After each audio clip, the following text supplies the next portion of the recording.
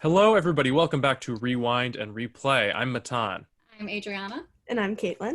And today, if you couldn't tell from the title, we are talking about queer visual novels. Now, visual novels is not a genre that I am very well versed in, but thankfully Adriana is. Adriana, tell us about visual novels.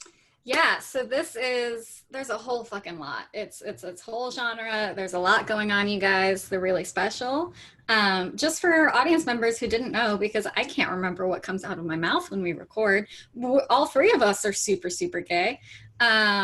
Also a quick plug, because I'm a fucking nerd and we're not getting sponsored, but I'm gonna do it anyway. You should buy the shirt from Critical Role. Don't forget to love each other. Anyways, so visual novels, if this is a genre you like, you're in the right place. So I'm first just gonna introduce some terms so that we're all familiar with the lexicon as we talk about the games that we've selected today. So we're going to be talking about a few games that I picked out that I think are super, super gay and some of my favorites. Some are popular, some are not so much, but things to talk about. We're going to be talking about Dream Daddy, Brassica, A Merry Tale, Arcade Spirits, As We Know It. So those four. I think we're also going to maybe talk about Honey Pop, but that's because I have an obsession. Anyways, so back to the words. So a visual novel is exactly what it sounds like. It is like a book come to life. If you're more of a book fan, it's kind of like, the choose your own adventure books, where at the bottom it's like, if you chose this, turn to page 43. There are also visual novels that are called kinetic novels, where you don't have any choices. It's just pretty graphics interacting with you. You click through, literally a book with pretty images. That's basically it.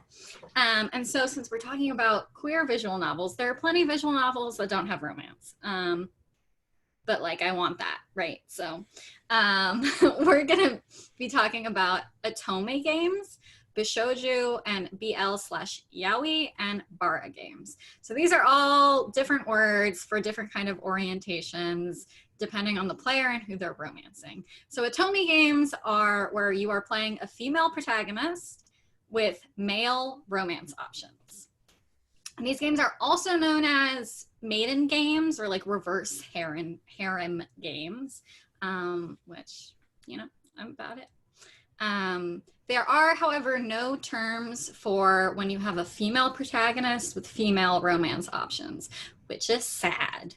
But things are changing. Everything's flexible. The games that I've selected, you can be a woman and romance a woman. So we need a new name. Let's name it right now. Name it. Okay, Caitlin, this is all you. God. Name it. Lesbilove. Lesbilove. LL. Flawless. LL. I love it. Lesbilove. Which brings us to another type, BL, which is actually boys love, or yaoi. This is also very famous. I didn't know it was called Boys Love, so I think my Lesbilove name is perfect. It's actually really perfect. Did you guys have the weird girl in middle school who was really into yaoi? That was me. That was you. That was me. You should have known. That was me. I'm sorry. I read a lot of Lemons and yaoi fan fiction. Okay. It was me. I feel like there was a group of them in middle school, and I was not part of that group. Sorry, Adriana. And they were Okay. the same kind of people who then do tech for high school theater. Yes. It's the same group. They're the same people. I did high school dance, not theater, but Close enough. It is that group, and that's my group. Anyways, so if you didn't know BL or yaoi, those are male romances. So the character's male, you romance male, but they're aimed for a female audience. I enjoy this a lot, even with anime. I love watching gay anime with two guys. I don't know why. I could not fucking explain it to you. Now, obviously, there's a little bit weird with the genre, because why is it aimed for a female audience? And I'm sure plenty of men enjoy this game. And this isn't even to talk about genderqueer people. So these are very narrow categories that are restricting, but this is kind of just the terms that people use in general. All of the genre is super changing, super flexible. These are just kind of sometimes the outdated terms. One of the games like this, and so this is kind of like Caitlin's LL, it's the closest we get to a lesbian relationship a lot of the times. But one of my favorite LL games is going to be Honey Pop, where you can play as a guy, but you can also play as a woman, and it's just Yep. It's the best lesbian dating simulator I've ever seen. It's a mix of Bejeweled and giving gifts. It's like a match. It's like a match 3 plus dating sim. Yeah. Yeah. That's fantastic. And then other categories we have are Bishoujo. Have you guys heard of that one? No. A little bit. A little bit. Okay. So this is where this would be sometimes a Matan game. This is a male protagonist with female romance options. Yeah. Pretty straightforward. And then we have Bara games, which are similar but different from yaoi games, where it's a male romance, man and man, aimed at a gay male audience. I hope you all are taking notes. Take notes, there will be Gonna a quiz. Jinx. I'm a teacher, so no, but I mean, again, right, BL, yaoi, and Bara, like, these are both two gay relationships. The difference is kind of the intended audience, but that's not even really what's happening anymore. So these are in flux. It's crazy. I think visual novels right now have an extremely important moment in time where they're getting gayer and fucking gayer, right? Like before, the connotations with visual novel is just like, yeah, like a guy sitting at his computer romancing women because he can't do it in real life, which is bad for a lot of reasons. But that's definitely not what it is right now. And so I think it's in a really exciting time to like be showing your friends these cool visual novels. One of the most popular ones that came out recently was the Colonel Sanders one. Oh, yeah. And I think it did the genre well. Very short, super hot. Officially sponsored by KFC. Yeah. Really? It was, yeah. Yeah. What? They were the developers. Yeah. That's so cool. It's amazing. That's effective marketing. We're talking it's about effective marketing. And I hate capitalism, but like I will romance Colonel Sanders. It was also free to play. It is still free to play. So download that. If you're interested, you don't know what a visual novel is, it's a really good gateway drug. So the first queer game that we've picked is by far the most popular one on our list, Dream Daddy. So it is a dad dating simulator where you play as a dad and your goal is to meet and romance other hot dads. So the plot of the game, some visual novels have more plot than others. You know, some are just like porn without plot, porn no plot, PNP, which you'll see in fanfic a lot. Where it's just like, here's a very baseline plot and just go crazy. Yeah, I watched High School of the Dead. Yeah, I know. Yeah, you know. But there's a plot for this one. You and your daughter have just moved into the sleepy seaside town of Maple Bay, only to discover that everyone in your neighborhood is a single dateable dad. Woo! Yeah, and so this is made by Game Grumps. Shout out. I love them. I'm obsessed with their work, especially Dream Daddy. So, you know, I have thoughts on the game. I know a lot about the universe. I've actually really only completed one of the characters because I try to do the other ones and I find myself still obsessed with the same guy. So why don't you guys talk about how the game went for you? So this is the only game on the list that I've actually played in full. I was not expecting to like it as much as I did. I have to confess, I'm not as huge as a visual novel fan as Adriana. I'm also just not as big as, I'm not as big as a romance fan. I like romance isn't my genre.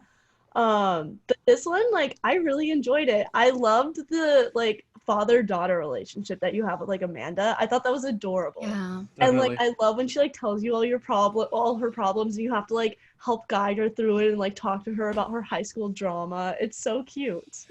I am actually I agree with you. I like the Amanda a lot, but I'm kind of on the other side of from you, where I thought I was going to like this game a lot more than I did. Yeah, it can be very one or the other. Yeah. It has been on my radar for a very long time. It was free on Twitch Prime a little while ago, so I grabbed it and I played a bit of it to prepare for this episode. Well, okay, first of all, I think we should all state that the fact that our top 2 favorite guys are all the same, which are Craig and Matt. And we didn't talk about this before. We all played a little bit of it. And then we all picked Craig. Yeah, and we came and talked before this episode, and we were all just like, who'd you pick? Craig? And who was your second? Matt? Yep. I don't know if I wouldn't put one of them above the other, but I would. For me, it's those two. But I think that's because we finished it, I think, Matan. Okay, like, maybe entirely. so. You know, and I think maybe that that could be speaking to character development, right? Maybe these are just the characters that they found more resonance with as developers. It could just be speaking to our personal preferences because we are all UCI students that are fucking nerds, and we're friends for a reason, right? We have some things in common and some things where we just like to shit on a ton. Maybe it's the draw of an old high school or old college friend that you want to romance. Yeah, I mean, it's something about it, but there are, I think in total, 1, 2, 3, 4, 5, 6, 7 dating options. I can count. Let's break them down. Yeah. One by one, just a little bit about each one. Yeah. So first we have Brian. I believe this is the red-haired, chubby, beautiful dad. They have a dog. I love it. I was so ready to like this guy. I was so ready. That's definitely my type. For one of the games that we're talking about later, this is literally the exact same person but British. But with a better personality. Brian is with a slightly better.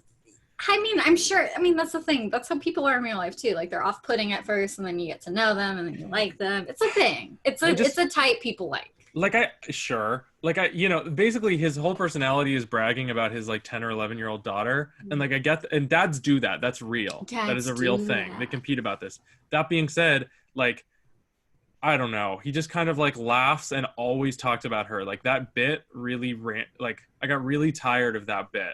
I did, though, however, like the mini game in which it's like an old school Pokemon battle and you have to choose how to brag about your daughter to beat him. The mini games with Brian were my favorite because then you have the mini golf one, and that one was fun. Let's go through the characters, and then I want to talk about the mini games because I have some thoughts on that as well. Yeah, I did the competitive nature with Brian before we move on. I enjoyed that, always making bets with him and who's gonna win this? If I lose, you have to mow my lawn, stuff like that. I feel like that's fun. Yeah, but it wasn't I don't know, it didn't strike me as someone I wanted to romance. I was just oh, he's a cool guy, I'll be friends with him, but I did not. And that's one of the draws of the game too. There are so many people that are just cool friends, right? This whole neighborhood gets together and has parties, Yeah.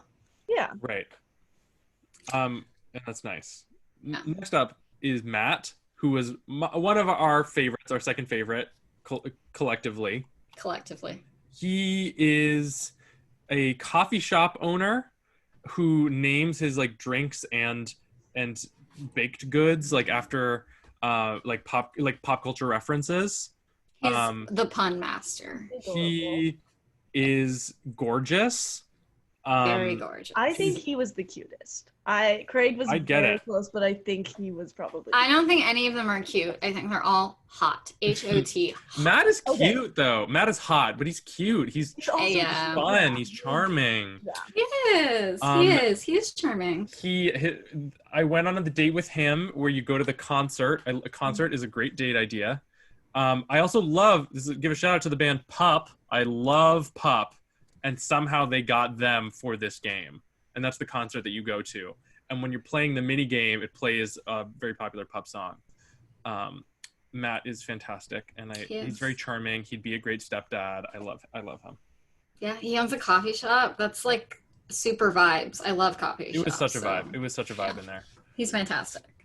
The next person we have is Joseph, which I have not played this game enough to understand what the fuck is happening with Joseph. Is he the weird vampire one? No, Joseph is the blonde one. Yes, Joseph is the blonde one with 80 kids and a wife.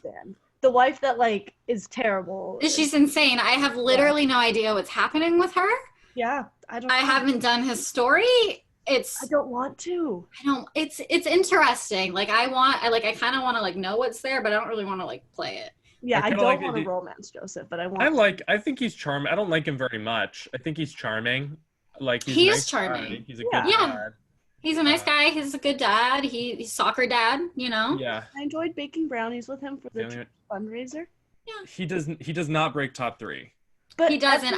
Also, every single choice I made, he hated. I didn't have that problem with any of the other dads, but every single choice I hated. And I was trying to be very honest with my choices. What do I want to pick? What would I pick in this situation? Right. He hated everything I did. Well, he's not for you. Yeah. That's okay. I think I got a C on his date, and I was oh my god. Yikers. Well, you passed. You pass. I didn't fail any of the dates because You're You're the best. You're super dateable. yeah. very dateable. Yeah. Next up is Hugo. He is your daughter Amanda's teacher. What does he teach? English? Yes. Yeah. Which again, objectively, this should be my type. It's not.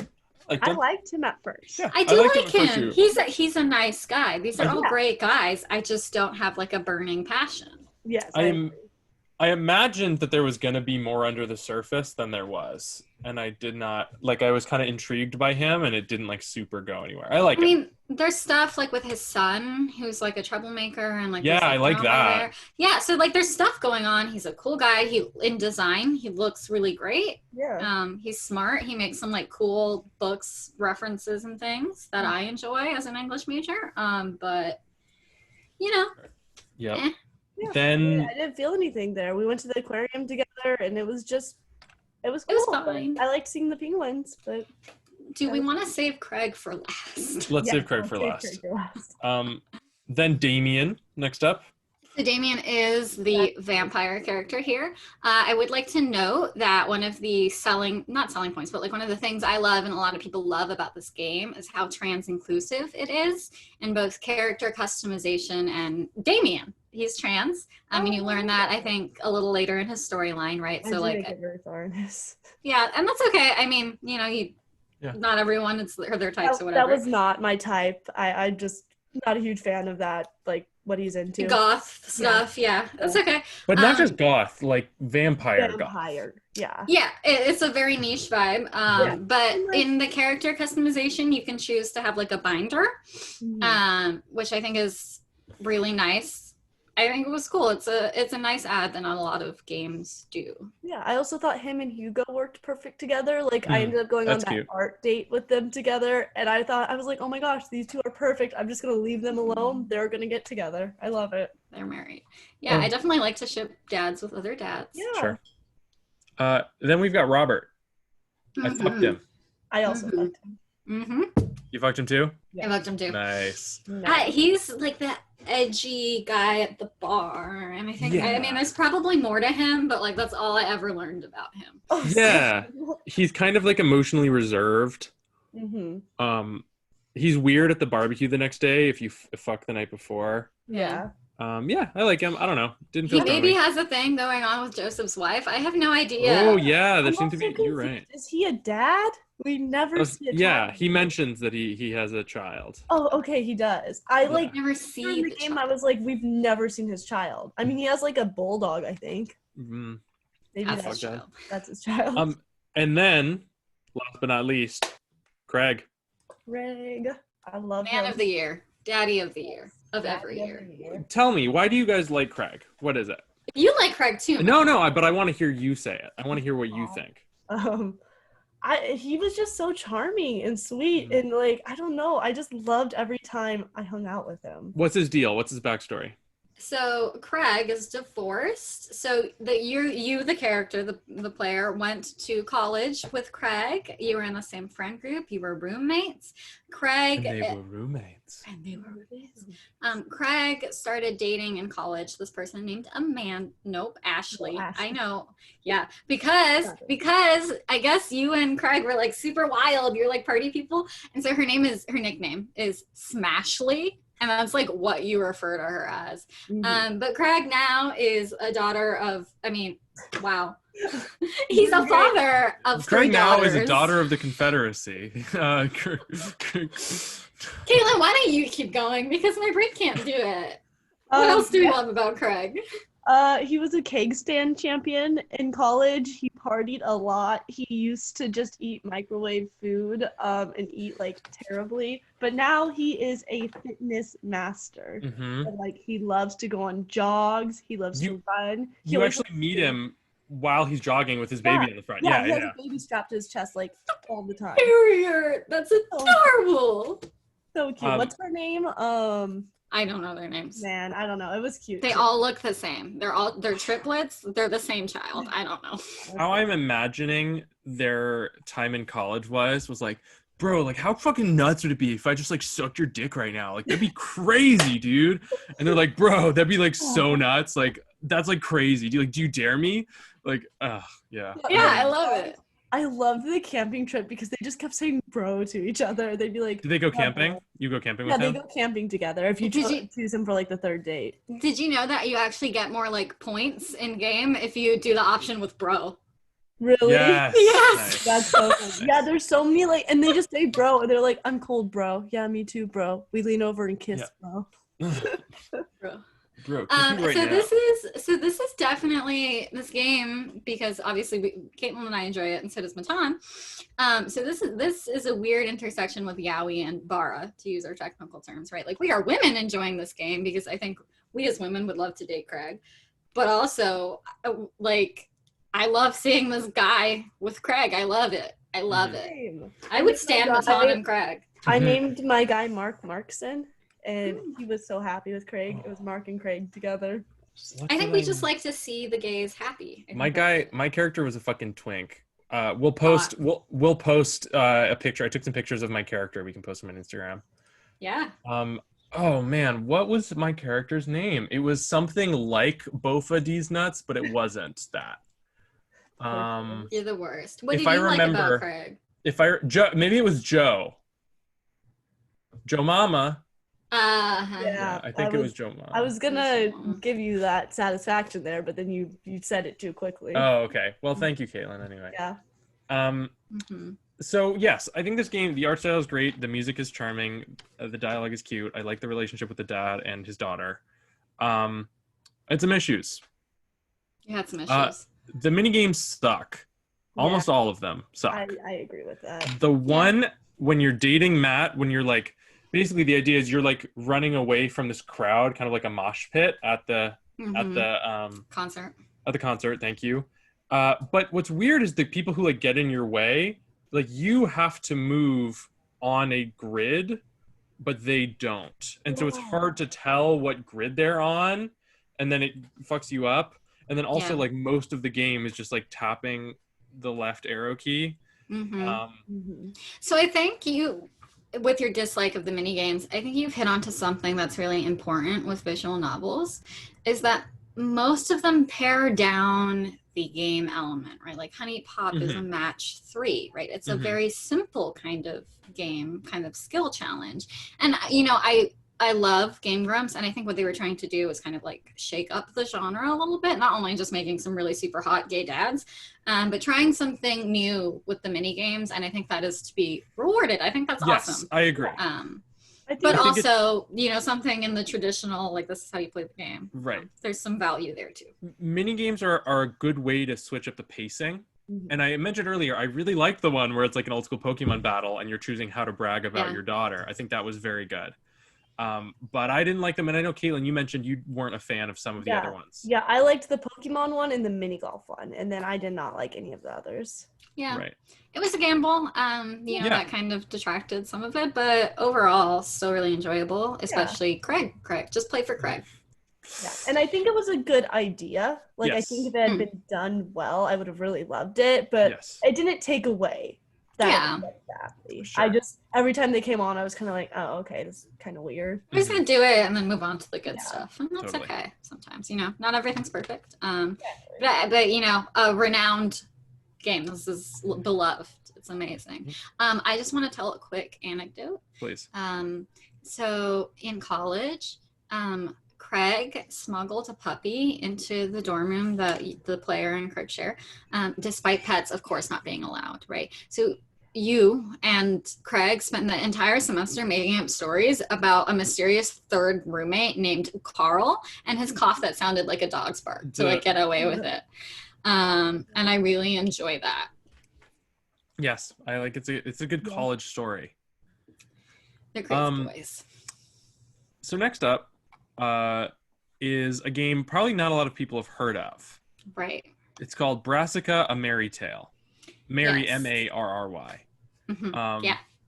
This was my favorite of the games that we played. Me too. And I was surprised. I did not expect it to be. So before we get into that, I'm just going to give a quick summary of the game. Go. Currently, it is only on itch.io, which is, you can just look it up. It's kind of like Steam-ish, but it's a browser-based. It's still in development. there are only 2 out of 5 acts available. This game was in the Black Lives Matter bundle that I think is Hmm. still selling. So I basically, don't think it it's I is. don't not. think so. I tried to Oh. look it up. I couldn't find it. Which was a great So deal. it was a great deal, Okay, but they donated proceeds to Black Lives Matter movements, and so a lot of games were bundled into that, and you got to pay whatever you wanted. I think a Um, $5 minimum, yeah, or recommended at least. And yeah, paid 500. I paid $5 and I got like 700 games. yeah. And on top of that, the proceeds were going to BLM, which is great. Donated, yes. I paid a little more, but do what you can. Not a thing. But anyways, so a few of the games are from the bundle. But so Brassica Merry Tale is a boys' love fairy tale visual novel originally made for Yowie Jam 2018. So the plot of the game is 3 princes are sent on a dangerous journey in order to marry the princess of a neighboring kingdom. But is this really how it's going to end? What about the princess? Doesn't she have a say in the matter? Watch the story unfold of these royals and change its outcome. Because for every political marriage, there might very well be a gay alternative. And so I really like the premise of the game. It's super gay. It is. So what I like about this game, I think what really struck me right at the beginning is its presentation. So the window that you play the game in is framed like one of those old like traveling, not stages, but like stalls where people would do like a little puppet show or guy would tell a story. And the game is also played as if the storyteller is talking to you, the audience, and then you, the audience, occasionally make choices for one of the characters. There's even a moment that I really liked where he goes to change the backdrop for a scene and it's not finished, and so he like takes it back, kind of distracts you for a little while, and you hear like somebody working on it in the background, and then it comes back. And I think that presentation is really great. Yeah. Yeah. Caitlin, initial thoughts? What you thought? I really liked it. I did not get very far into the game. As I was telling these two before we started recording, I downloaded the game and started playing it, and then I saved and quit, and then it just like undownloaded itself or something. I don't know, and then I lost all my progress and I wasn't able to continue playing. So it's your good old curse. yeah, Mm-hmm. It's great. I have a technology curse. Caitlin has a technology curse. It's uncanny. Yeah. But I hope one day you get to experience this game. Maybe when 5 out of 5 acts are out would be a good time to try again. Yeah, I mean, I really enjoyed it so far. I was surprised at the beginning. I thought we were going to be playing as like the princess, and then we started playing as the prince. And I was like, that's so cool. I thought that twist was just like, because it seems like you're playing as the princess at first, and then you get a choice, and you're like, oh my gosh, I'm the prince. Yeah. And then I just wanted to continue. It was so cool. And I'm sad that it restarted me, but maybe I'll start from the beginning again. So I am going to give you some spoilers. The princess is a lesbian. Mm-hmm. I love it, right? And her name is Sappho. So like she's a lesbian, right? Not subtle, yeah. Yeah. No. And she's in love with her bodyguard. These are tropes I love. I believe it's Sathara. I'm not sure how to pronounce it. But so they send the three of her suitors off on this quest to like prove their love for her. It's kind of like the narrative of the story. But they follow them, and the bodyguard is trying to like make things hard for them, right? So she doesn't have to marry any of them.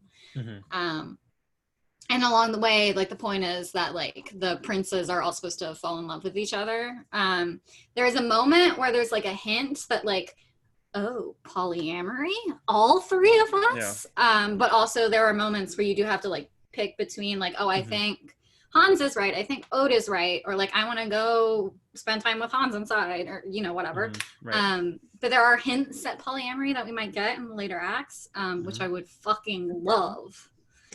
Because we definitely don't see that a lot in games at all. Yeah. So one of the reasons that this was my favorite is, well, this is an issue that I have often with the visual novel genre at whole. Not all games. And this was an issue that I had with Dream Daddy.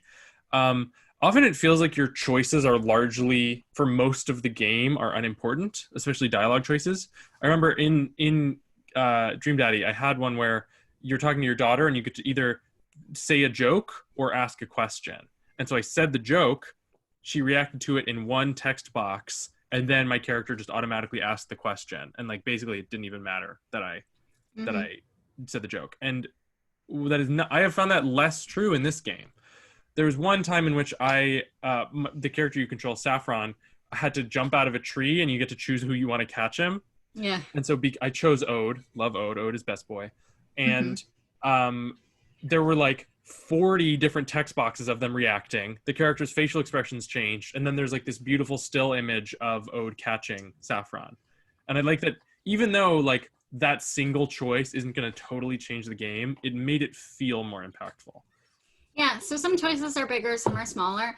I think we're talking about this. We're going to talk about this later. I think you're hitting on something that's really important when it's a game with so many characters that you are intended to play over a lot of these same scenes tens of times, right? So example, Dream Daddy has 7 characters, right? And if you're going through the thing with Amanda, it needs to be the same because the parts that are supposed to be unique necessarily are the parts with the romance characters.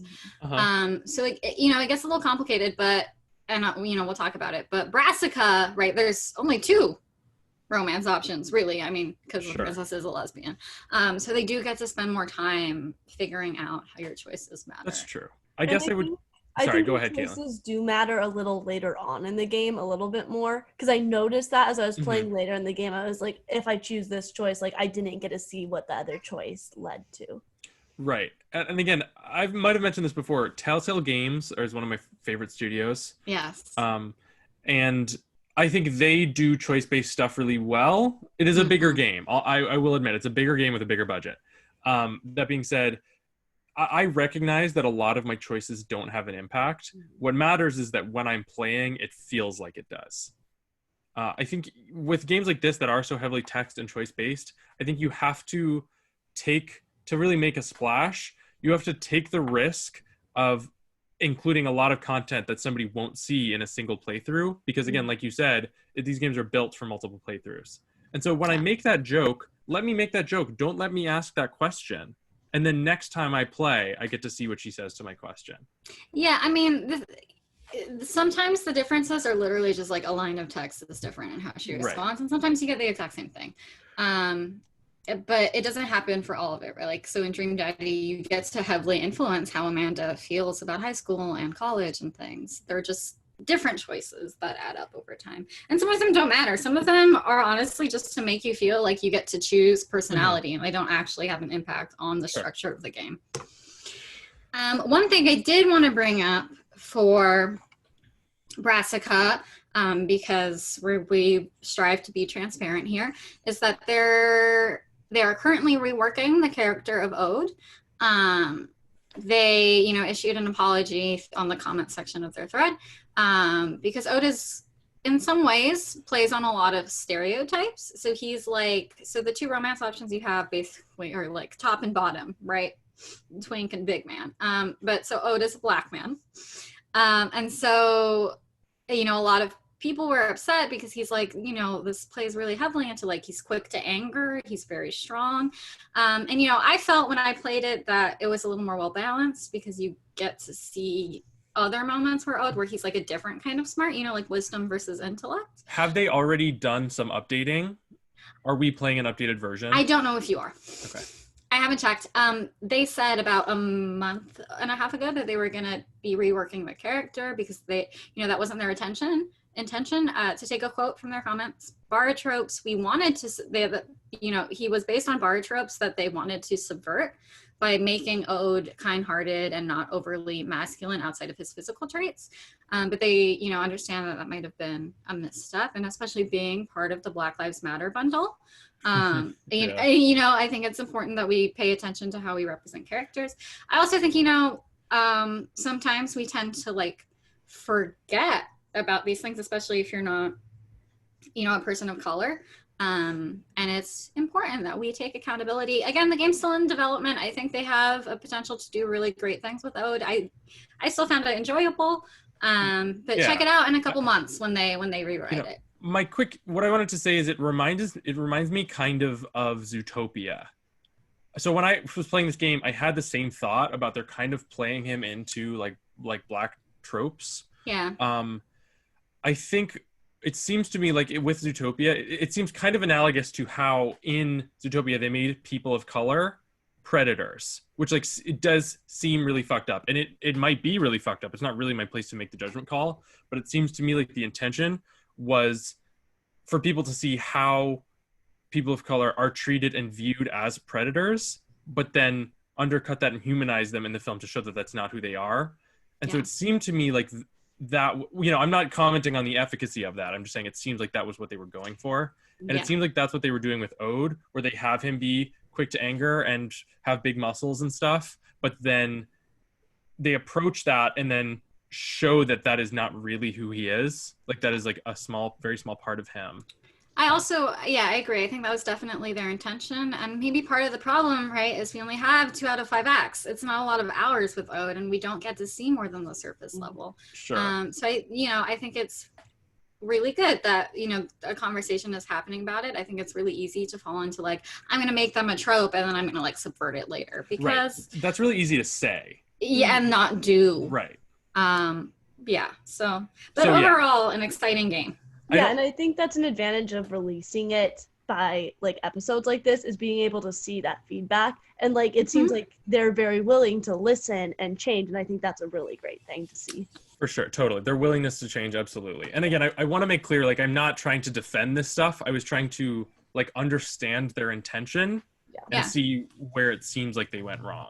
And they're changing it, right? So like if this was how the game, like if this was just a malicious presentation of a black man, we probably wouldn't have even played it. Right. But yeah, I mean, this is also, a small indie studio. So we take it one step at a time. The world is making progress. And that's even too, because like the thing here is that this was developed for Yowie Jam. This is a boys' love, right? So it's like intended for women to play, which I think is interesting in terms of genre and convention, and I don't think it's like accurate. Like Sure. Yeah. What are gender roles? They don't exist. They're not real. Gender's not real, you guys. Fun fact. All right, so now let's take a quick break, get some water, stretch, pet your dog, and listen to a word from our sponsor. No one. Now, our next game was another one I found really interesting. That is Arcade Spirits. Yes. So this is on Steam. It is slightly more popular. I still don't think it's very big. This is also indie developed. So the premise of the game, again, this is more plot heavy than some other visual novel dating sims. So this one, and there is actually an option in the game where you can pick no romance at all and you're just friends. But so the premise is, what if the 1983 video game marketing crash never happened? Set in 20-something, Arcade Spirits is a visual novel romantic comedy with a different history, where arcades still reign supreme as the ultimate place to play. After a period of turbulent employment, your character starts an exciting new job at the Funplex, a popular local arcade with a team of staff that are as eccentric as their customers. I really like this premise. I like the idea of an alternate history, but only for like a small event. I mean, small is relative, but it's for event. It's not like, what if, Hitler won World War II? Like we've seen that done dozens of times. This is like a smaller scale thing that is relevant more to a particular industry. What if the video game never happened? Like I've never seen anything like this done before. And I really loved it because I think a lot of gamers are queer. Games, have always been queer. One could make the argument at our Professor Bo Ruberg. But yeah, I really love this because it fits both of my niche interests, right? I love video games and I love dating all kinds of people. And so one really cool thing about this game is that the protagonist that you pick is there are no like body type options that you have in like Dream Daddy. You can only customize the pronouns, hair, skin tone, eye color, and clothing color, which I mean those are a lot of things you can customize, especially your pronouns. But I think they intentionally tried to pick a gender queer protagonist that you could play, and I think that's a really nice emphasis that we don't get a lot.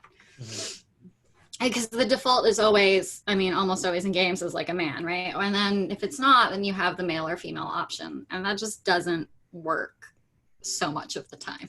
Right. It's a great concept. Yeah. I like the variety of romance options. Who did you say was your favorite again, Adriana? So my favorite was Percy, and so he is like the redhead, chubby boy, goof. Kind of like the type that Dream Daddy kind of did, but didn't. But this in this game it really worked for me. His backstory: he's British, and his sister had a terminal illness. She died when she was younger, he got her this like game. I don't remember the name of the game. But she like it was like how they bonded. And when she died, he like promised like, oh, I'm gonna like get the high score. So that's like his I'm quest. sorry, And then later in the game, yeah, you said gonna get what when she died? He said what? the highest score. That was like his score. promise to like remember and honor her. That's Anyways, and then later in the game, you know, you bond and whatever, and he also has the heart condition. He's gonna die in like 2 years.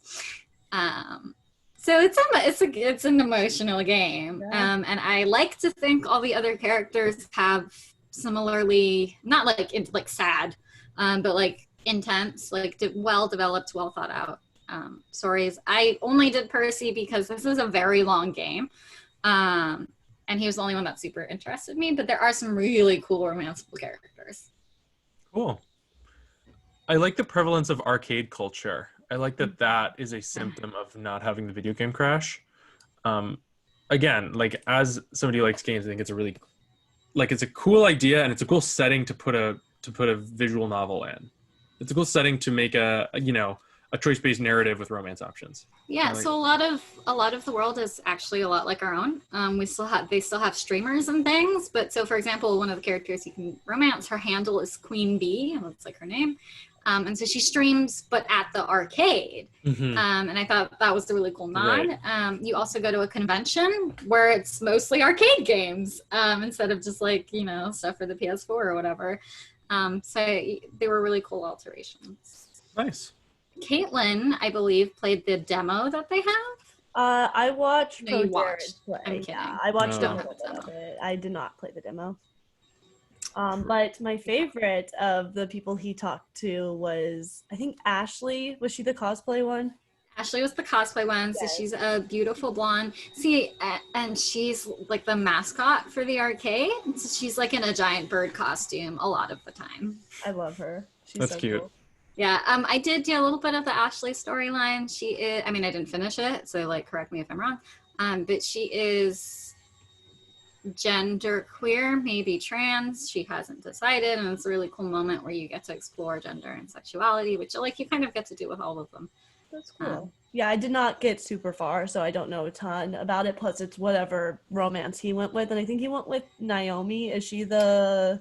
She's the tech one, right? She's the tech one. Yeah, that's Yeah. who he went with, I think. The other romance options, so are 3 coworkers, Gavin, Naomi, and Ashley. Naomi she's a mechanic basically for arcade games. Gavin is like the manager, the money guy. Ashley is like a people person, mascot. She helps with like the managing the floor. And then you have Teo, who is a dancer. He play, you know, like DDR and stuff, which I thought was cool because DDR, I love DDR. Yeah, he's really cool. Yeah, he's really cool. And then Queen Bee, the streamer, and Percy, who plays the game that he has to do. Nice. Yeah, good game. Okay.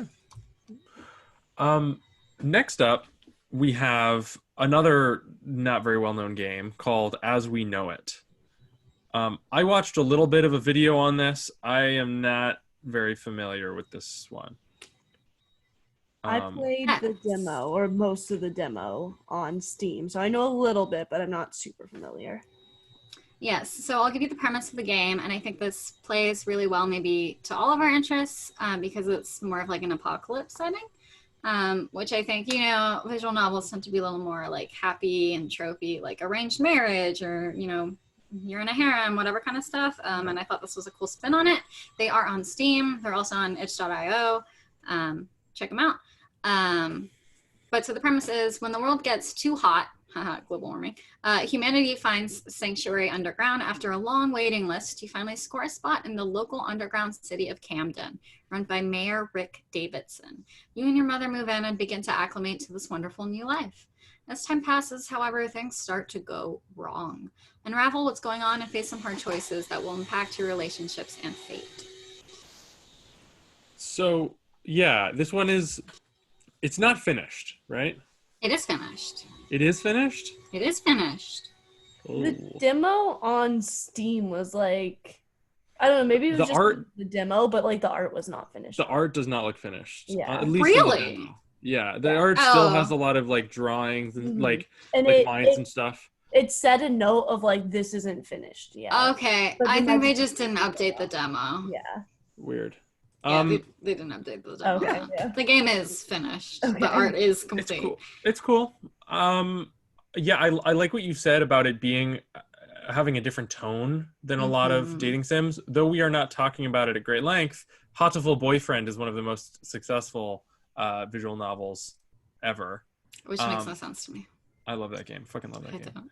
don't. It's and that game has like a bunch of weird dark lore if you look at all below the surface. But I like that this game is tonally harsher. I Yeah. think there's room for this. So there are a more lot like of storylines going on. The main thing is, the moral issue of having an underground city while everyone else is outside suffering. And so like a revolution happens in the game. There's like a bomb that doesn't hurt anyone, but still a bomb, and they like leave. And I think this is I think you would really like this because this is your issue with some of the other games. There are 30 unique endings. Mhm. And there are branching stories that change for every day, and you go through, I think, like a couple of weeks in the game. That's great. And there are only 4 romanceable characters. There's Micah Everett, who's a doctor, Jude Myers, who's a greenhouse botanist, Gloria Miller, who is the community affairs supervisor, and Eva Turner, who is a security officer. And so you get to pick a job in the, you have to be part of the community. And so you get to pick a job, and usually that's the person that you romance. And it's very in-depth in terms of storyline, which is a good appeal. I think that's a strength of having only 4 romance Mhm. options, is you get to go in greater depth with them and have more branching options. Mhm. Yeah. There are also friend options if you just want to like hang out. Mhm. There are 3 other people. Nice. Yeah, and so the reason why I chose this game, not only is it in the Black Lives Matter bundle, so is Arcade Spirits, but I think it's kind of really good change of pace, because all of these games, while they might be like boys love or whatever, are honestly really queer, right? Like we're talking about with Dream Daddy, you get to be trans if you want, and there's a trans character. And here it doesn't matter for most of them if you're genderqueer, male, female, whatever your orientation is, there is someone for you. And I love seeing that in games, because I'm so used to just, here's this dude you can romance if you're a woman. Sure. Or like throwback to old games where you just had to play as a guy. Throwback. Yep. It's it's nice to have those options. I did notice though that in this game there's only one body type. Yes, so that there's actually only one like physical feature, like everything too. And I think that was probably due to a limitation of like artists that they have. Because again, it's an indie game. But so like you are like a certain person. Like they have your mother set and everything. So like Gotcha. and I don't think you get to pick your name. That's even. like in Oh, I gotta Brassica. pick the name. I remember. Oh, you did pick the name. Yeah, the only customizable parts I think were name, skin tone, and hair color. Yeah, but the rest is like you are this person. Okay. All Same right. with Brassica, right? Like you are what's his face? And I like that. It's a different direction. I like it being like, here, this is the story. This is the person you're playing as. Mhm. I like them both. I'm not saying they should all be that way, but I like No. that they're making a choice here. Yeah. They're making a choice and they're sticking with it. And I think it's nice to have. I don't know. I want more lesbian dating novels, you guys. Lesbian love dating novels. Lesbian love. LLL. Yeah. Well, hey, watch us develop our own LL game. Heck yeah. Next Game Grumps right here. Yep. So next, that's all the games that we're covering. Is that all right? the games. That's all the games. I mean, we can talk about more if you want, if you played any. But But Adriana and I had a little bit of a disagreement we wanted to explore on air. Yes, and Is Caitlin will be our arbiter. Yeah. I right. will choose. This will be a debate. I will choose the winner. Oh no! Just kidding. So I'm scoring not ready points. for that. I don't have my note cards. Adriana, 30 seconds each. Go. I wanted to go into this saying, like, Adriana is more well versed in queer theory than I am. I have taken a couple gender and women's studies courses, and specifically relating to games, a professor that we shared last year, Professor Bo Ruberg. I don't know why you're using past tense. We had. Still taking their class. Yeah, we all. Oh yeah, we are, huh? We're taking another one. Yeah, and they're still my advisor. So well, we've all had them as a professor. Regardless, the class that we took with them last term. I was not in this class though. Caitlin was not. Okay, thanks guys for really ruining Sorry, my role. We made here. that way more confusing than it needed to be. They talked about queer theory and its intersection with video games and interactive media, and I thought that was very illuminating. It was a really, really interesting course, and that week in particular was probably my favorite. Absolutely. That being said, from what I gleaned from all of this, it seems to me that visual novels, they seem to be one of the least queer genres, despite having some of the most queer representation.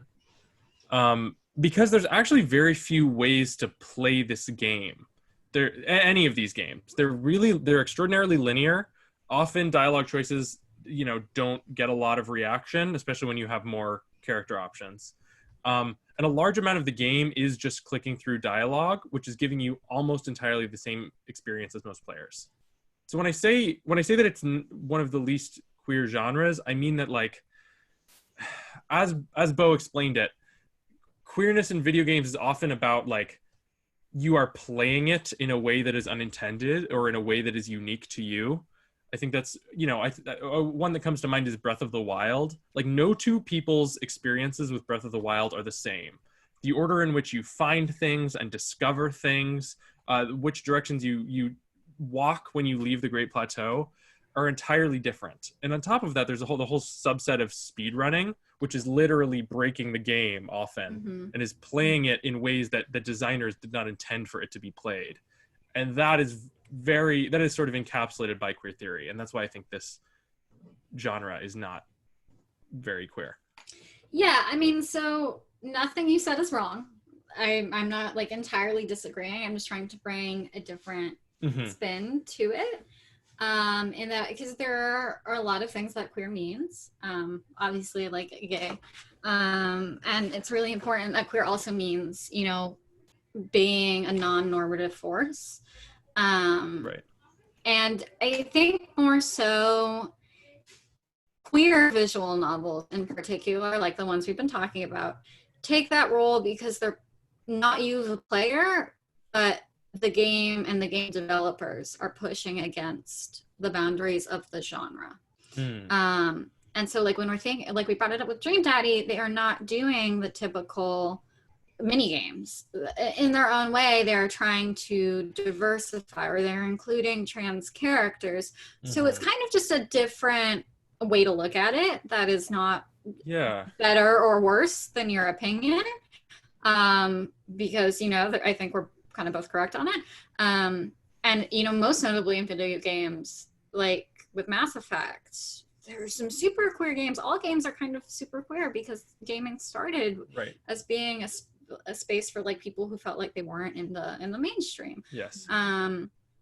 But for visual novels, I think, and this is kind of the same with, like, fandom and, like, fan fiction, people are attracted to it because it is different too.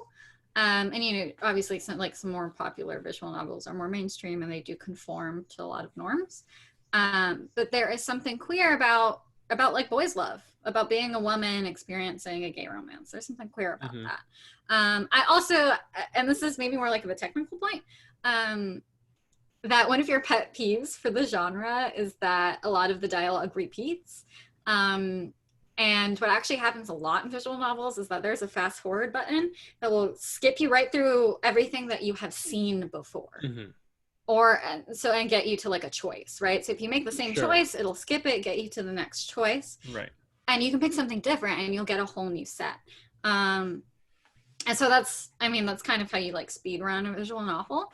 And I think that was maybe my fault because I didn't pick any games with that feature. Really? Was, doesn't Dream Daddy had that feature. Dream Daddy has it. Yeah. Yeah, I mean, big game, more mainstream has that thing. Yeah. But I hear what you're saying. I think you made a really good point about even if the sort of the queerness seems to be falling on the developers because they are consciously going against sort of the expectations of the genre, like how again, visual novels were set up as a very, very hetero for a really long time. Yeah, that seems to be like what the queer visual novels are doing. And on top of that, the added aspect of character customization often being not tied to gender is another one. You're right. That I think is really cool. For a lot of these new visual novels that we're seeing, you can be androgynous, male, female, whatever kind of mix you want. It doesn't really, you just pick your pronouns and you make yourself look how you look. And I think that is really revolutionary and cathartic for people, who like in real life don't feel comfortable being out yet, don't feel like they can go into the community and find other queer people. It's really complicated and there's no, I don't mean to disparage that. Like, it's super, super important to have queer content. Oh, absolutely. That is not a mark against, it's not a mark against Dream Daddy. Sometimes I wish that like they would do queer in form as well as function. Yeah. Yeah, I know. But I get what you're saying. This is not your genre. You want it's open world kind of, Right. Which, is fair. It is a lot more structured and limiting. Right. Which isn't necessarily queer. But there are a lot of like small ways to mess with it that I think is really entrancing. Definitely. Caitlin, your thoughts on our argument? Yeah, I'm just a little confused what you're saying, Matan. So are you saying that you think it's I don't know, could you just state Sure. why did you bring up Breath of the Wild as an example when there's no romance options? So I'm bringing that up because I'm talking about it again more in sort of like queer theory, like again, this is something that Bo talked about in relation to Octodad, but I was talking about it is a defiance of a norm. Okay, yeah, I was going to say, I don't know a lot about queer theory, so maybe that's what I'm Neither missing do I, here. if I'm being honest. Yeah. But basically, in Breath of the... Sorry, go on. Go ahead. Oh, okay, so what I was going to ask, are you referring to it as, like, it being queer being as in, like, different rather than being gay? Yes, but different is... Yes, and? I think different is reductive. I don't think it's wrong, it's just reductive.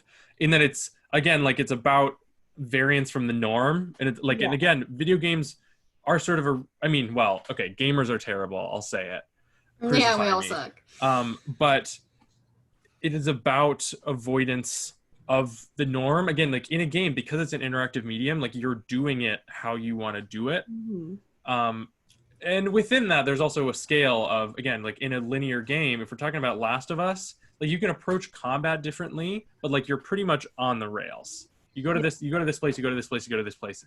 Usually not an open world. If we're talking about let's talk about Mario 64. You can go into different paintings at different times. There's slight gating of that, but you can really approach things in different ways. Your way of playing can be totally different. And then on top of that, like speed running is like breaking the game and using its mechanics in your favor. You're literally turning the system against itself. And that's that is very, very similar to a lot of like sexuality queer theory about like not only going against the system, but sometimes like entirely like manipulating it or even refusing to do things how they want you to do them. Okay, yeah, so like refusing the norm. Yes. Okay. Yeah. But there are a lot of different ways to look at it. What you want to do. Both are important. Like, it's definitely important to have both. Yeah. I don't know where I was going with that. Okay. Wanting to understand is good, and academia is really, really, really hard. Yeah. And it's not made to be accessible 99.9% of the time, and it sucks. True. It's terrible. So hopefully this conversation has helped someone, because it helped me understand a little bit. Yeah. This is a very accessible genre, like visual novels, like you said. Yeah. It is easy to get in, usually pretty cheap and easy to understand and play. And I Especially think, if they're indie. yeah, and I was gonna say it's easier to develop, which I think is really great for accessibility because then it allows more people to share their voice rather than these AAA studios who just have all this money and it's like the same studios creating games. Now we start to see more voices and more people creating games. Totally. Yeah, and that's actually why I'm talking about itch.io a lot. So it is not like Steam. It is very much oriented for anyone who wants to put their game on there to do it. And you don't really need any computer designing skills, to make a game. You can just use like Twine is the name of the software. And I think that itself too is really queer to give people power, the people power. Yeah. You guys go make your own gay game. Make your gay and love game. GAYME. Game. Yeah, I also think we touched on this earlier, but I think I like when characters are made for you when it makes a choice and puts you in a story, but I also do really like the customization of character. Like I think being able to make yourself or make somebody totally different from you and experience life in this world, in this situation, is really important. I also think it's a little contradictory because we're seeing character customization is such a big thing in the mainstream now too, which is good. I think that's a good thing. But now it's maybe more interesting, like you were saying, to have a set character that you have to play, like in Brassica. And they serve very different purposes. Yeah. I wanted to give a shout out to Cyberpunk 2077, which is coming out soon. You don't pick a gender. Like you just make your character how you want to make them. You can change your genitals. You can change all sorts of stuff on different sliders, which I like, which is a really interesting approach to the game, to you just make it however you want. Yeah. And That's really awesome. Yeah. Well, I think that just about does it for this episode. Thank you guys so much for watching or listening. You can find us every Friday wherever you get your podcasts or on YouTube with a video element. Check out our socials, which are linked in the description below. And we will catch you all. I'm sorry, Caitlin? I was saying come talk to us on Instagram. Yes, at us everywhere. Tell us what your favorite visual novels is. If you give one of these games a try, I will talk to you for forever about it. She will. Talk about these 4 games with us. We loved them, especially Adriana. Yep. But you guys too. They had some great experiences trying new games. I hope you guys do too. Yeah, have fun. Stay queer. Stay queer. Stay safe. We will catch you all next week. Bye.